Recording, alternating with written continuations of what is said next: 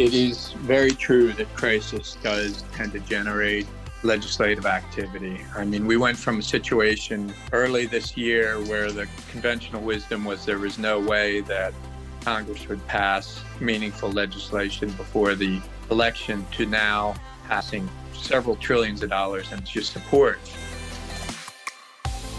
Welcome to Energy and Infrastructure from Ulteig, a podcast focused on technology, innovation, policy, and funding. Our podcast discusses the hot issues facing our industry today, interviewing experts, CEOs, elected officials, and the disruptors making an impact in our industry.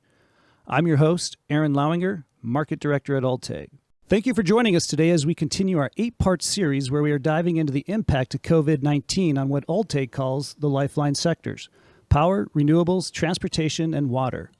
Hopefully you caught our last podcast where we talked about the potential of an infrastructure stimulus bill in response to the pandemic and the lessons learned from the 2009 Recovery Act. In episode 1, we talked a lot about the jobs that were not created in the transportation and water lifeline sectors compared to what we saw in the power and renewables lifeline sectors. A key takeaway from the 2009 Recovery Act was how it catapulted the renewables industry and spurred a lot of jobs. Fast forward to our economy right now, and it seems like a really relevant conversation.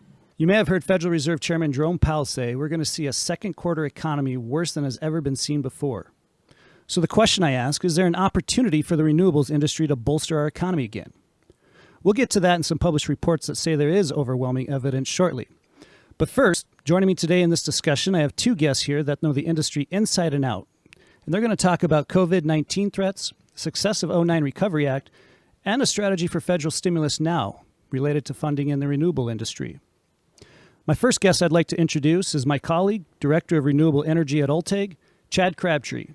Chad has 15 years of experience in the engineering and construction industry focused on transmission and utility-scale renewable power projects spanning both North and South America. Very impressive, Chad.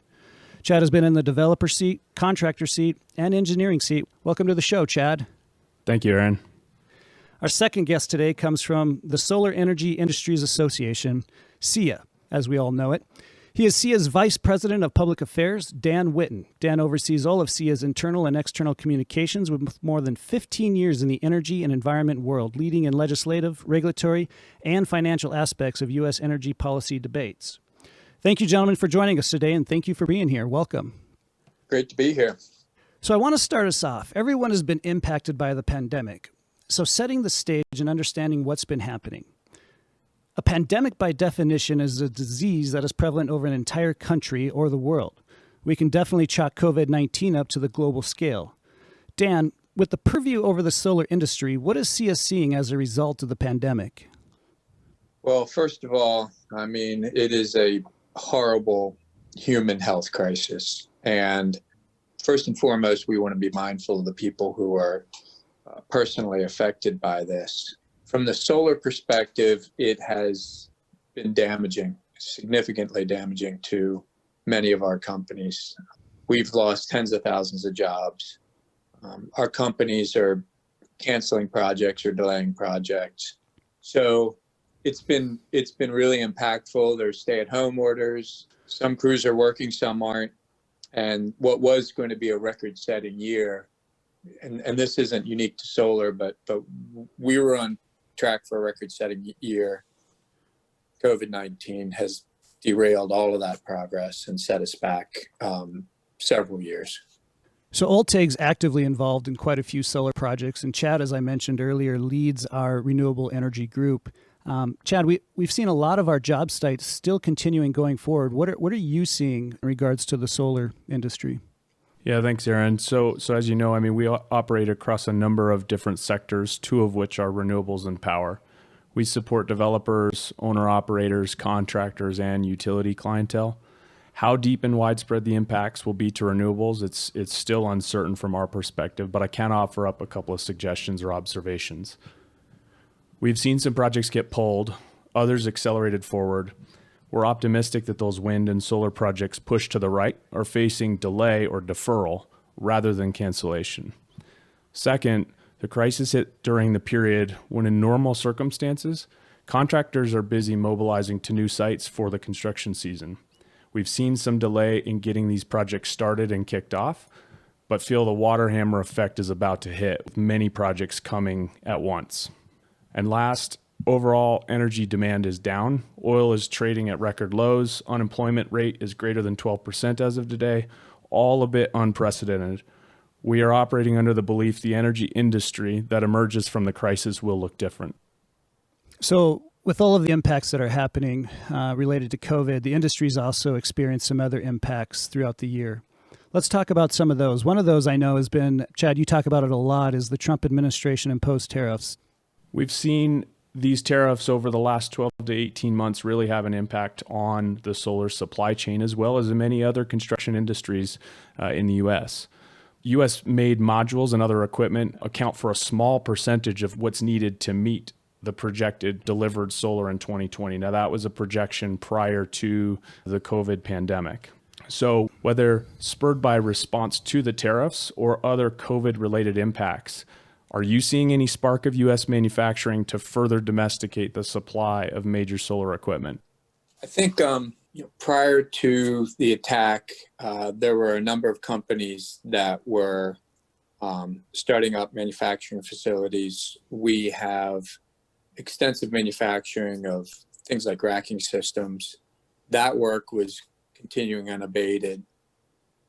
It's really hard to say what's going to happen in manufacturing post-COVID. I think that there is some significant justification for evaluating how we can manage supply chains so that in times of crisis, they continue to operate. We saw some interruptions early in the COVID outbreak in Asia, and now it's just been hard for people, for example, to get trucks to take overnight loads to places. And so in terms of manufacturing, in terms of logistics, pretty much across the board, it's our hope that the solar industry will modernize and will become certainly more secure with regard to that supply. And domestic manufacturing would be helpful on that front. Dan, with the impacts that we heard about the tariffs, the COVID-19, I also know that, and perhaps Chad, you could also speak to this or give both your perspectives, and related to the ITC, right? That had some impacts. First of all, I think we need to explain to our listeners what the ITC was, and then talk about how that's impacting. Chad, you mentioned delay and push of projects that we'll probably be seeing because of COVID. Is there a direct correlation between the ITC and COVID and how that's going to play out?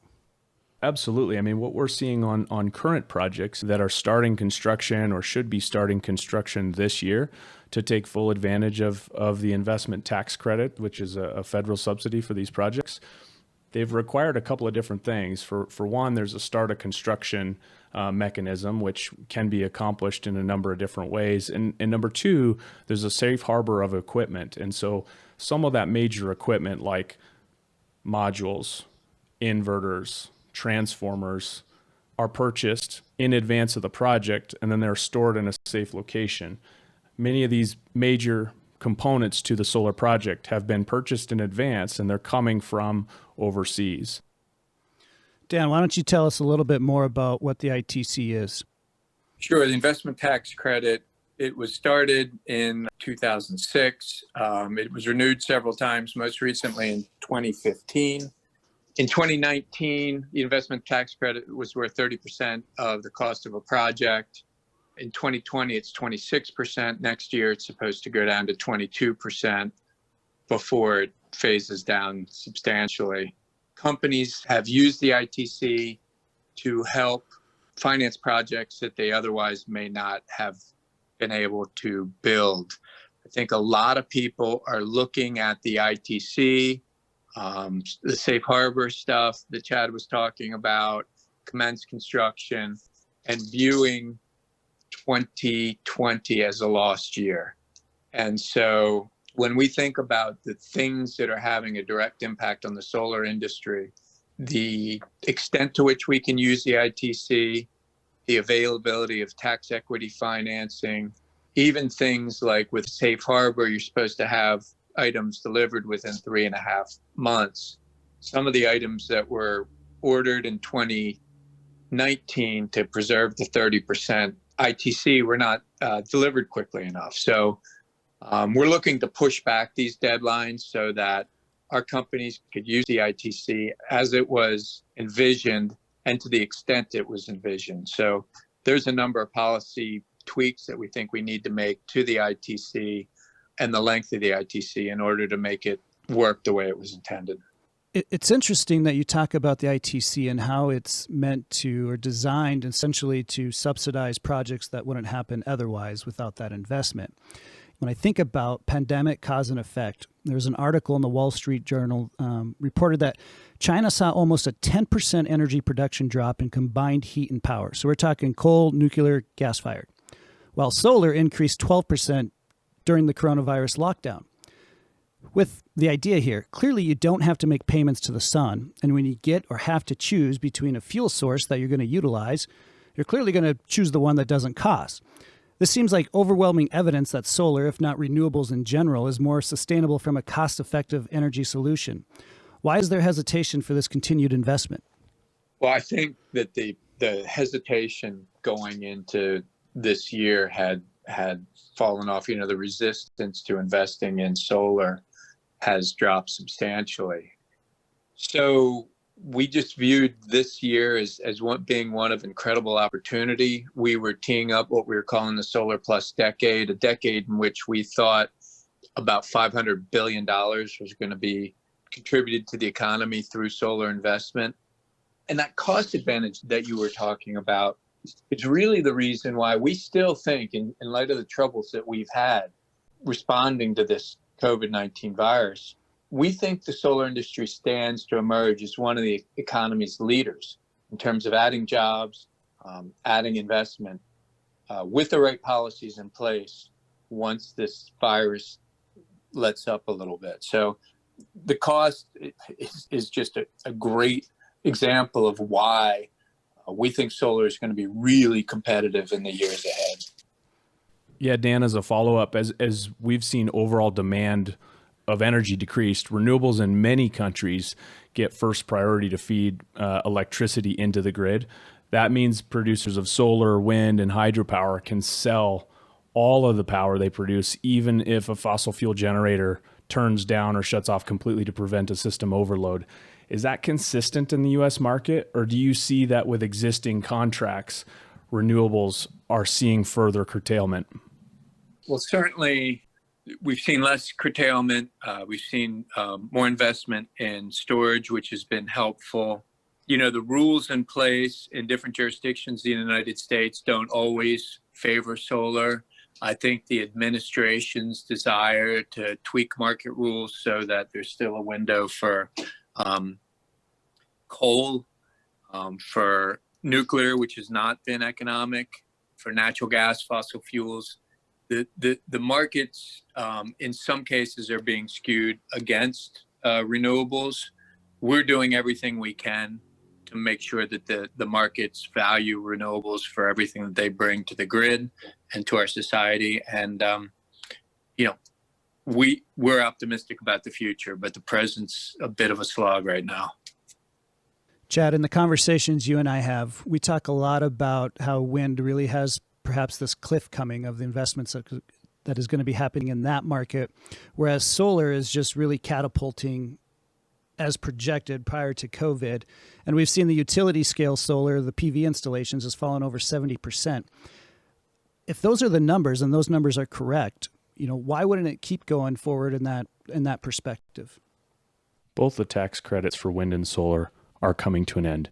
2019 was the last opportunity for solar projects to safe harbor and gain the full credit before it ramps down from 30% to 10%. For wind projects, this year is the last year for them to secure the full production tax credit. In order to do so, those projects must be operational by the end of this calendar year. You are correct. The price of solar energy has dropped more than 75% in the last decade, thanks in part to these federal programs we're speaking about, also the state programs and consumer demand. Constant innovation has led to more efficient equipment, improved gains, and faster installations.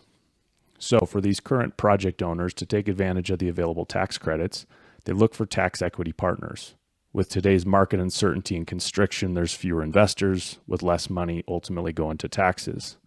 So what we're hearing from clients in the market is that projects that already have long-term secured PPAs or power purchase agreements, either with utility customers or corporate off-takers, those jobs are likely to continue forward. On the flip side, the projects relying on wholesale market might be more at risk in the short term. And so if they cannot close the projects, if there's too much uncertainty in the market, there's not enough appetite for tax equity, what does that do to these future construction projects that are on everybody's budgets and everybody's plans to deliver those projects? On the wind side, certainly IREA is pushing hard to push back those deadlines or extend the safe harbor.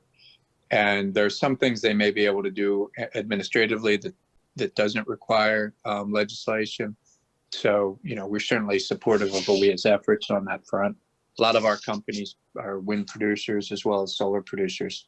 From our perspective, one of the things that we'd like to see is, because the tax equity is drying up for some projects, not all, but for some and for a substantial amount of solar, we'd like to see the ITC made into a direct pay opportunity. So instead of having to have the tax liability or having to get tax equity from a bank whose tax equity appetite is shrinking, the tax break would essentially be paid in cash through some sort of refundable credit or a grant. It would have the same cost as the 30% tax credit. It would just be delivered in cash so that we wouldn't have to hunt around for tax equity. So that's a significant policy piece that we're looking for this year, and it's been directly affected by COVID because of the tax exposure that all kinds of corporations and banks are facing, which makes them less interested in tax equity financing. Interesting. So I'm no policy or tax maker. Let's talk a little bit about that. Is that something where you're working hand in hand with Congress and the Treasury? How do you get that done? There was a similar provision in 2009 stimulus. It involved grants. It was called 1603 program. It would require, in order to get that direct payment, whether through a grant or some other form, it would require legislation. We can't do it through Treasury. So Congress does have to pass a bill that would allow us to do that. I mentioned earlier that the pandemic is obviously first and foremost a human health crisis. And I think members of Congress see that clearly. And so the legislation that's passed up to date has been really focused on relief for hospitals, for small businesses, for workers who've lost their jobs just today. There was another 4 million people who claimed unemployment. That brings the number of unemployed in America just in the last 4 weeks to 30 million. And so we have an employment crisis on our hands too. At some point, Congress is going to have to figure out how to help American industry and the American economy get back on its feet. From what we've heard, it's possible that Congress will, by the end of May, take up legislation that again provides relief to those hurting. It may be that legislation will help state governments with, ballooning budget deficits to help provide services to people in the states. There's always a chance of some sort of negotiation where the energy economy, which is really struggling across the spectrum, will get some support, but we're told that it's more likely that legislation relevant directly to solar, which could include other energy industries, industries altogether, won't happen before the summer. So we're constantly calibrating that. Every day we do a timing check. And but the latest we've heard is it may be summer before we get significant economic stimulus legislation. Dan, I want to go back to that 30 million unemployment cases. And 2 weeks ago, episode 1, we were at 16 million when I reported out. And IREA, and for our listeners who don't know, that's the International Renewable Energy Association. They put out a report and found that accelerating investment in renewable energy could generate huge economic benefits, spurring GDP gains of almost $100 trillion by 2050. So that type of economic gain doesn't happen without jobs. And the job numbers that they put in the report was 42 million jobs over the next 30 years. This is significantly higher than what we saw in the 2009 Recovery Act. They invested $90 billion, which generated an estimated 3 million jobs. So what kind of federal stimulus or accelerated investment does SEIA think the industry needs to hit these remarkable numbers that IREA published?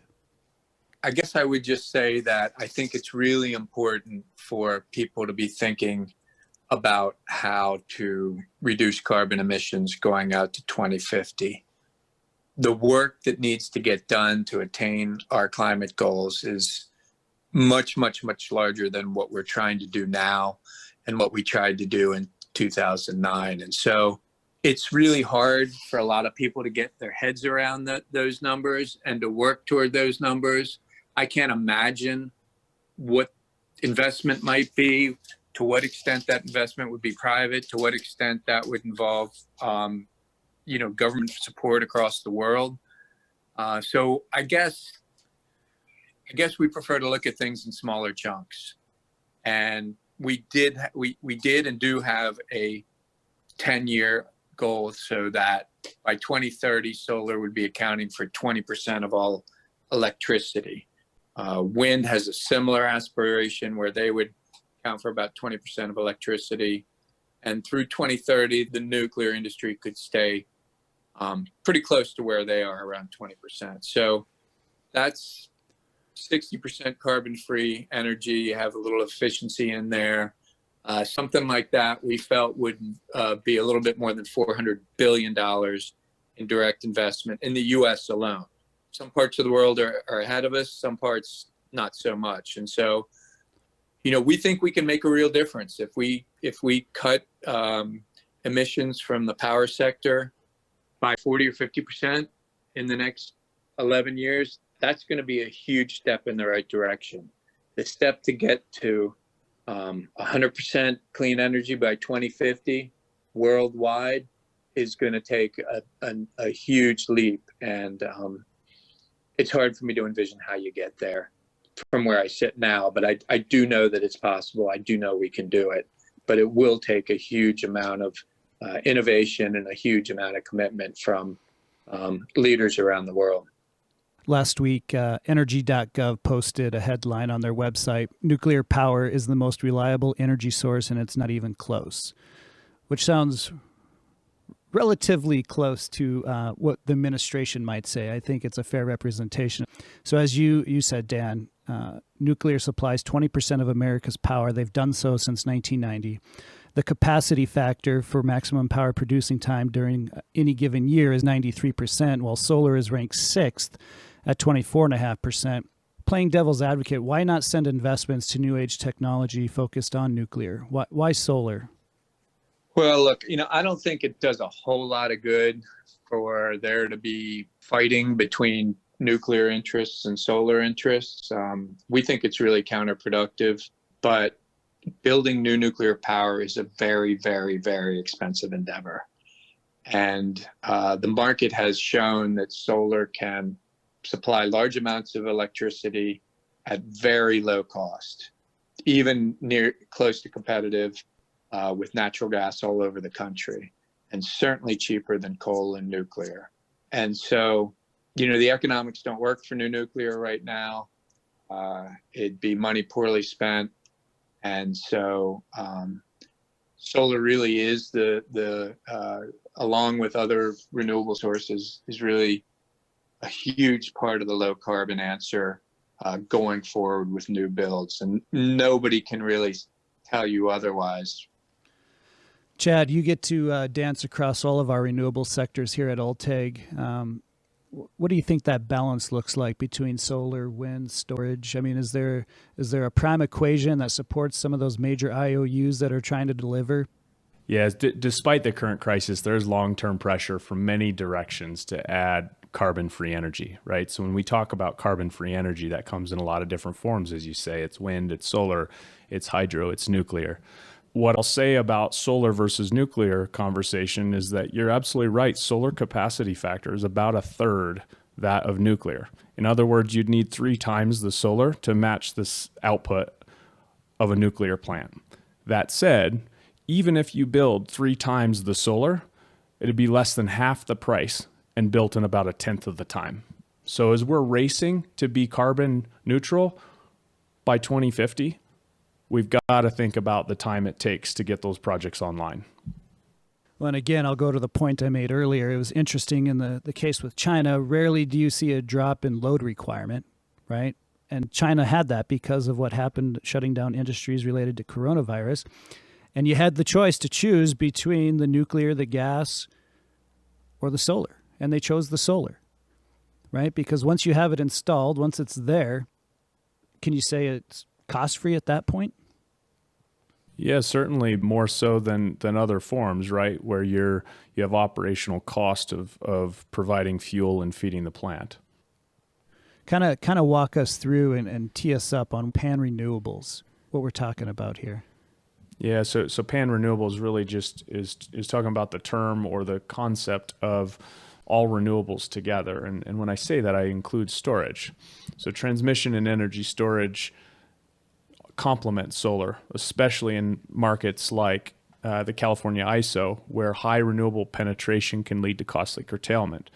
So Dan, I'm curious on your thoughts. What's happening at state or federal levels to encourage pan-renewable solutions, whether we're coupling wind with solar with storage, or any combination there, for better organization, but also regional transmission organization to make more efficient use of our renewable resources?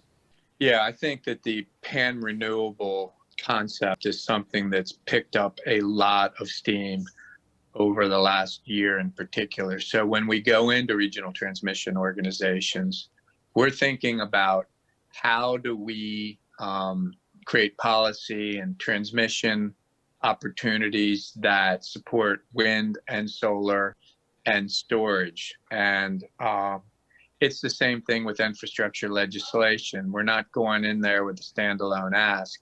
We think that we can have a smarter, more efficient, more effective power grid if we're planning these things with the thought in mind that solar is going to grow by 20% in the next 10 years, that wind is going to grow by 20% in the next 10 years, that storage will be a part of almost every new project going forward. So Panrenewables is huge. It's why we call it the Solar Plus decade. We're not going to get where we want to go without wind. We don't think wind is going to get where it wants to go without a strong solar component, and storage is going to really marry those two together. And ultimately, you're looking for a modernized power grid that's clean, efficient, and supports, electrification of the transportation system and other things across our economy. So that's kind of the way we view that. Chad, do you have any thoughts on that? Yeah, it's an interesting topic, right? 2 years ago, I think very few of the solar projects were we seeing storage combined. Today's day and age, almost every solar project that we get to look at and help design or help plan is coming with storage added to it, whether it's AC or DC coupled. In the last handful of months, we're starting to see more interest in wind plus storage. And I think a lot of that is coming from the fact that we're somewhat limited by duration of the battery technology today. And so with saturation of the solar asset during the day, we can only clip and shave and move that capacity or the generation so far. But if we can add wind to the mix, and if the wind resource is good on the shoulder periods of the day, morning or night, it allows us to create a source that looks a lot more dispatchable. That's a great point. I'm glad you brought that up. That just illustrates it really well. And it sounds like a lot more of a, shall I say, brighter future, which I think would be appropriate for solar. There's a lot of intent and interest right now to provide some patching and some Band-Aids as it relates to keeping our solar workers, whether it's residential or utility scale, up and running and continuing to go to work every day. But I wonder, is now the time to be pushing for aggressive decarbonization? Dan, last fall at the Clean Energy Executive Summit in California, Alex Flint spoke. He said, we have a climate problem and a carbon tax is the efficient way to address it. Historically, public policy is crafted when in a reactionary or crisis mode. What's going on today on the Hill to push forward climate change or carbon tax policy? Yeah, I mean, it is very true that crisis does tend to generate legislative activity. I mean, we went from a situation early this year where the conventional wisdom was there was no way that Congress would pass meaningful legislation before the election, to now passing trillions and several trillions of dollars and just support for industries hurt by COVID. That being said, we think that there are things that Democrats can insist on or push that will be pro-climate. We know that Republican voters are supportive, based on polling, are supportive of action, policies to address climate change. And Republican lawmakers also see that value. So there is some bipartisan support for it. I don't think that because of the administration, because of the leadership in the Senate, we're going to have comprehensive climate legislation this year. I just would be shocked by that. But I do think that this crisis is laying the groundwork for serious thinking about how to avoid the next big crisis by passing legislation next year, if it's at all possible. Yeah, hopefully, if nothing else, this is the catalyst that moves that policy and moves that plan forward. I do think there needs to be a greater sense of urgency about that, and I hope that you'll see it in the months ahead. Late last week, Mitch McConnell was on record saying he doesn't think that infrastructure stimulus is going to be part of relief packages in COVID, which, interestingly enough, he also wasn't in favor of package 4, which was increasing the PPP program. And as you know, they went forward with that additional stimulus funding. So I'm interested, is it more of just is it him taking a stance as part of a party line? Or is it more so just kind of truly waiting to see what happens? And do you think there's potential that we'll be seeing infrastructure stimulus that might support renewable energy? I think that the message that we're getting from the staffs of members of Congress and from the members themselves is that we are in a time where we have to find policy solutions that address problems from the COVID-19 crisis. And I think that they're very focused on that. And I think that that's important. And so there are ways that solar is affected directly by the COVID crisis. I think in the case of, and so we'll be talking to members of Congress about that. I think in the case of infrastructure, certainly there's a tie into COVID, but infrastructure has always been a way to stimulate economic activity. And so it can be a really big challenge to pass infrastructure legislation, especially in light of some of the issues with the Highway Trust Fund and funding highways. Infrastructure is a really, really ambitious thing. So it may be that we'll look to other kinds of legislation to get favorable solar policies through. Certainly, over the long run, we'd love to see strong infrastructure legislation. It could help us. It could help the clean energy economy in so many ways. But it's not surprising to me that it's not front and center today. I think it needs a little more time before they're going to be able to take infrastructure legislation up. Dan, you kind of started off with the gloom and doom of solar and COVID response, but I think there's a brighter side to this. We know that the landscape is going to change, and what we know the world as today won't be the same. A lot of our listeners are contractors, they're developers, they're utilities. Clearly, solar is a large component of the future of the energy demand of our nation. What are 3 takeaways you want to offer to our listeners about today's podcast? Yeah, well, we're not, afraid to look at the bright side or talk about sunny outlooks when we talk about the future of solar. 3 takeaways. One is that solar is going to be a big part of the answer as we modernize our electricity system going forward. I hope and believe that this COVID crisis will pass by, hopefully sooner rather than later. And I think when that happens, the fundamentals for solar, again, with some policy tweaks, are really well set up to bring new jobs, bring hundreds of billions of dollars in economic activity, really stimulate the economy in ways that traditional sources of energy can't do, and that other industries may not be able to do. It's going to be a different world going forward, but we do think that solar is going to be a huge part of it. So that's one. I do think that going forward, the way that we finance projects, the people who are financing projects, the companies that are building the projects are going to be more prominent, more well-established, more a part of the fabric of our economy.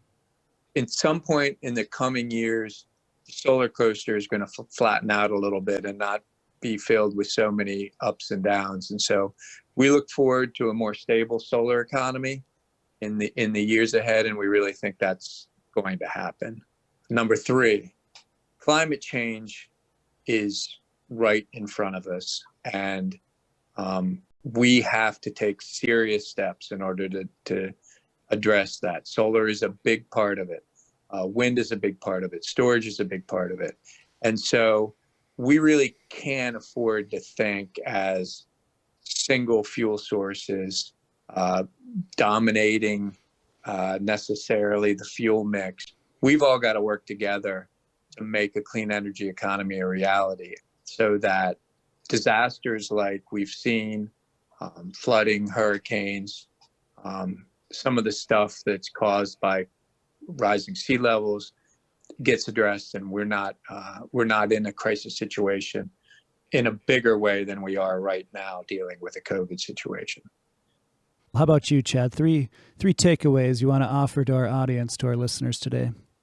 Look, we at Ulteig believe the energy industry that emerges from the crisis will be significantly different from the one that entered it.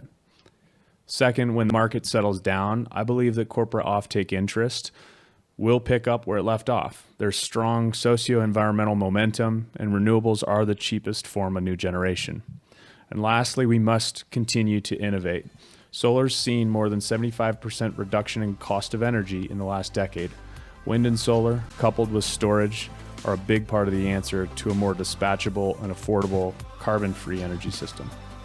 Dan, Chad, thank you for your time today. I really appreciate you being here and in giving us the insight to the solar industry to our listeners. Thank you. Stay safe. Thank you. Enjoyed doing it. Thank you for listening. Share our podcast and don't forget to subscribe to catch our next episode as our series continues to track the stimulus packages and we provide in-depth interviews with industry leaders and experts. Check us out at ulteig.com, where we listen, we solve.